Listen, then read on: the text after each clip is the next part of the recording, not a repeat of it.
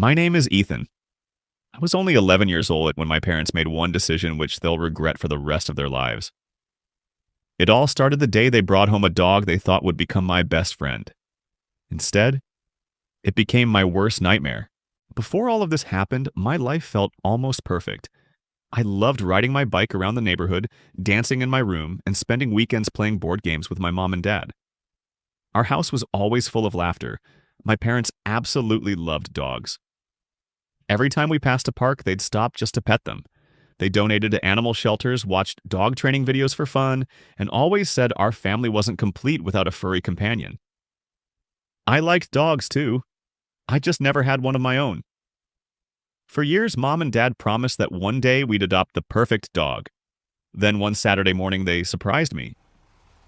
I was sitting in the living room watching cartoons when I heard a car door slam outside.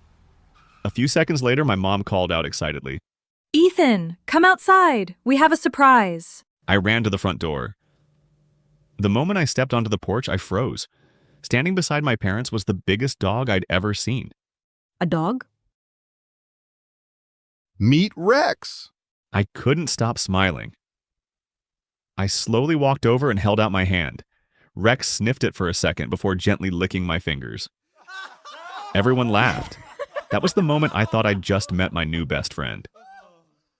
Over the next few weeks, Rex became part of our family. Every afternoon after school, I'd race into the backyard with a tennis ball. Rex would chase it, bring it back, and wait for me to throw it again. Sometimes we'd play tug of war until my arms got tired. Every evening, the four of us went for long walks around the neighborhood. People stopped to tell us how handsome Rex was. My parents couldn't have been happier. Mom took pictures almost every day. Dad kept saying adopting Rex was the best decision we'd ever made. Honestly, I agreed. For almost 3 weeks, everything was perfect. Until one ordinary afternoon changed my life forever. It started just like every other day. I grabbed my favorite tennis ball and ran into the backyard. Rex chased after it again and again, just like always. Then one throw rolled underneath an old wooden garden bench.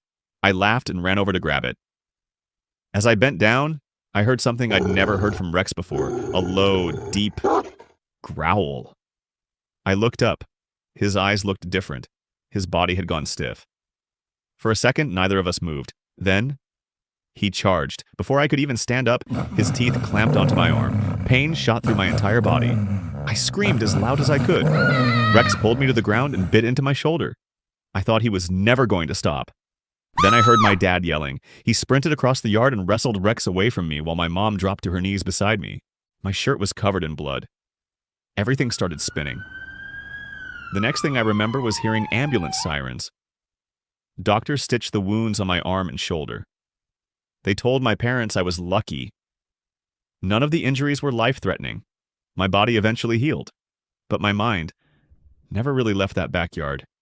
When I finally came home from the hospital, nothing felt the same. The house looked exactly as I remembered it. The couch was in the same place. The family pictures were still hanging on the walls. The TV was still playing in the living room. But it didn't feel like home anymore. It felt like I was living with something I couldn't escape. Every time I heard nails tapping against the wooden floor, my heart started pounding. If Rex walked into the room, I'd quietly leave. If I heard him barking outside, I'd lock my bedroom door. Almost every night, I'd wake up sweating after dreaming that he was attacking me all over again. I stopped inviting my friends over. I stopped playing in the backyard. Sometimes I'd just sit by my bedroom window staring outside, wishing everything could go back to the way it was before. At first, my parents understood. They told me to take my time. They hugged me whenever I had nightmares. But after a few weeks, something changed. One evening, I overheard them talking in the kitchen. Dad sighed.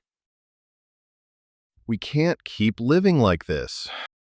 The trainer said Rex can improve. He made one mistake. We can't give up on him. Honey, we think it's time to help you stop being afraid.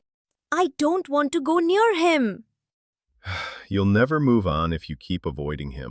So they started small. First, they asked me to throw Rex a treat. Then they asked me to stand closer. A few days later, they wanted me to feed him. Every time I said no, they'd smile and say, Trust us. You'll be okay. I wanted to believe them. They were my parents. So I ignored the fear in my stomach. Weeks went by. Nothing happened. Rex acted calm. He obeyed every command. Slowly, my parents became convinced the worst was behind us. One morning, my dad handed me Rex's food bowl. I carried Rex's food bowl like I always did. He looked calm. I bent down to place the bowl on the ground. Then, he attacked again. I screamed as he bit my leg and arm. My dad rushed in and pulled him away while my mom called an ambulance. Luckily, I again survived. I spent few days in hospital. A few days later, I told my therapist something I'd never told anyone. I wasn't afraid of Rex. I was afraid my parents would make me go near him again. When my parents heard that, they broke down. They finally realized they hadn't ignored a fear. They had ignored my trauma. My parents apologized over and over again. Rex was removed from our home soon after. My scars slowly healed. The memories didn't. If there's one thing my parents learned, it's this. When someone tells you they're scared after something traumatic, believe them. Now I want to ask you, if you were in my place, would you have forgiven your parents? Or would you have never trusted them again? Let me know in the comments.